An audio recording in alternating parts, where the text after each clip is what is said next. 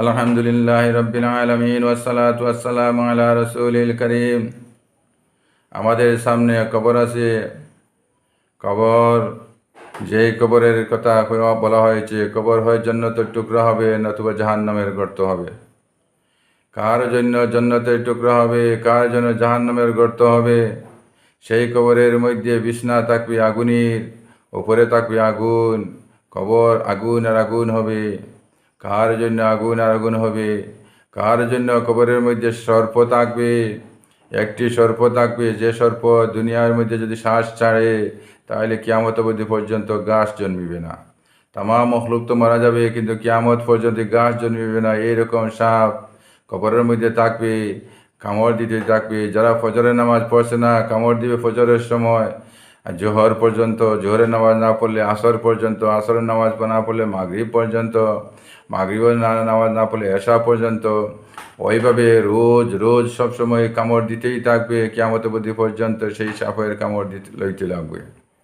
সেই কামড়, এক এক কামড়ের বদলা আল্লাহ তাআলা, এক এক কামড়ের বদলা 70 গজ মানুষ নিচে যাইবে, আবার উঠানো হবে। আর এই সাপের দাঁত থাকবে লোহার, চোখ থাকবে আগুনের। সেই সাপে কামড় দিতেই থাকবে। এবং অন্য জায়গার মধ্যে আছে, যদি ফিরিস্তাগুলো আসবেন, গম্বুজ নিয়ে আসবেন, এবং গম্বুজ নিয়ে আসবেন, নামাজ না পড়নেওয়ালাকে মাথার মধ্যে বাড়ি দিবেন, রই রই হয়ে যাবে। অন্য জায়গার মধ্যে আছে, বাড়ি দেওয়ার সাথে সাথে 70 গজ নিচে যাবে, আবার উঠানো হবে, আবার মারবেন, আবার উঠানো হবে। আর দুসরা জায়গার মধ্যে মাথার মধ্যে মারার, মাথা রুই রুই হয়ে যাবে, আবার এখানো মাথা ঠিক হয়ে যাবে, আবার রুই রুই হবে। এইরকম কিয়ামত পর্যন্ত আযাব হবে। সেই কবর আপনার আমার সামনে আসে।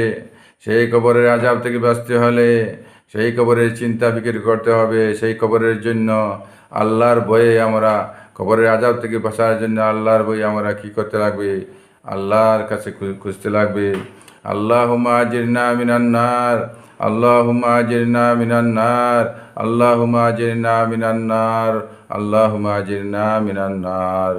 এইভাবে আমরা 7 বার, ফজর বা 7 বার এবং মাগরিব বা 7 বার যদি কেহ পড়ি, তাহলে 7 বার পড়ার সাথে সাথে জাহান্নামের আগুন, জাহান্নামের দরজা বন্ধ হয়ে যাবে। যদি আমরা মারা যাই, এই দিন জাহান্নাম থাকবে না, অর্থাৎ কবরের আযাব আর পাইব না। এইভাবে মাগরিব বাদে পড়লে, রাত্রে মারা গেলে জাহান্নামের আযাব হবে না, আর কবরের মধ্যে জাহান্নামের আযাব হবে না। তখন আল্লাহ তাআলা মাফ করে দিবেন। এইভাবে কবরের আযাব মাফ পাওয়ার জন্য আল্লাহ তাআলার কাছে 1 নম্বর আল্লাহুম্মা আজিরনা মিনান নার, আল্লাহুম্মা আজিরনা মিনান নার মাগরিব বাদে 7 বার, ফজর বাদে 7 বার পড়ব।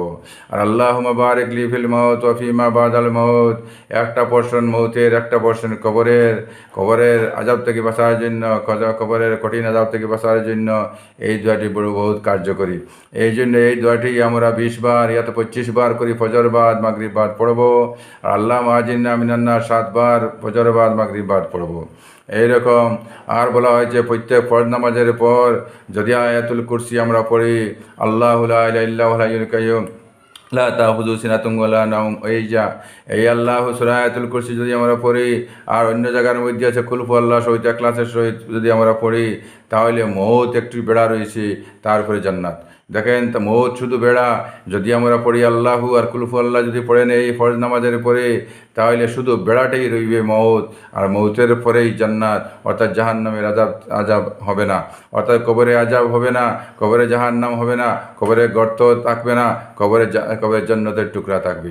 এই জন্যই এইটাও আমরা পড়ি, যেন ফজর বা প্রত্যেক ফরজ নামাজের পর, 5 ওয়াক্ত ফরজ নামাজের পর আয়াতুল কুরসি একবার আর কুলফু আল্লাহ যদি একবার পড়ে নেই, ও সহজ আমরা পড়লেই আমরা এই আযাব থেকে বেঁচে যাব।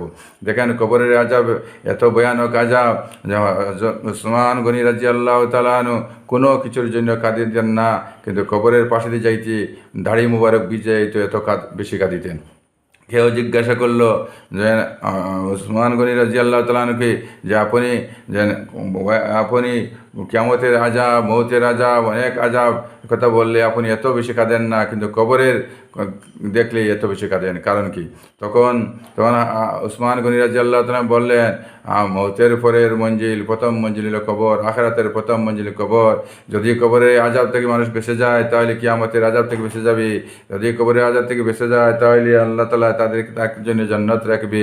এই জন্য কবরের আযাব প্রথম মঞ্জিল, সেই কবরের আযাব থেকে বাঁচার জন্য আমি চক্ষুর পানি ছাড়তেছি।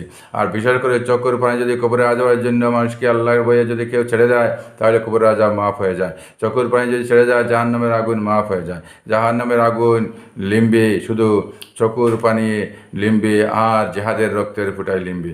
এই জন্যই আমরা বেশি বেশি যেন চক্ষুর পানি ছাড়ি, আল্লাহর জন্য ছাড়ি, আযাবের ভয়ের জন্য ছাড়ি, আযাব থেকে বাঁচার জন্য ছাড়ি, মৌতের আযাব থেকে বাঁচার জন্য ছাড়ি, কবরের আযাব থেকে বাঁচার জন্য ছাড়ি, এবং আল্লাহ তাআলার কাছে আমরা যেন বেশি বেশি কাঁদি। আল্লাহ তাআলা আমাদের এই কাদারকে কবুল করবেন আর আমাদের কবরের আযাব মাফ করে দিবেন। আমরা কার জন্য কবর জান্নাতের টুকরা, কার জাহান্নামের গাড়া। আল্লাহ তাআলা আমাদের প্রত্যেককে যেন জান্নাতের টুকরা বানিয়ে নিন।